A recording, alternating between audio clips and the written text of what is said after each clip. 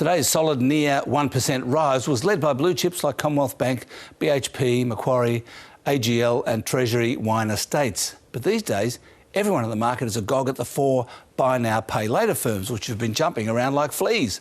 Today it was Sezzle's turn, up 22%, with Zip and Split It also up around 5%, while sector leader Afterpay had a rest. Here's a chart of their aggregate market value versus their aggregate losses. And as you can see, the more money they lose, the more their share prices go up. Now, 20 billion of that 23 billion is made up of Afterpay, which is the subject of hot debate about its value. Stockbroker target prices range from $27 to $101. So you can think it'll fall 60% or rise 40% on top of the 700% since March the 23rd, depending on which analyst you want to believe. Another stock that's been in the fast lane lately is Tesla. Here's a graph of its share price versus all the other car companies.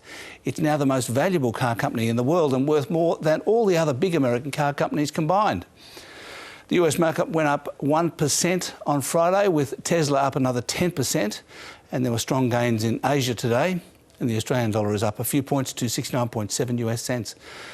And finally, the new Victorian lockdown has resulted in restaurant reservations heading south again, and another indicator of the COVID economy, traffic congestion, is also declining, although it is also school holidays.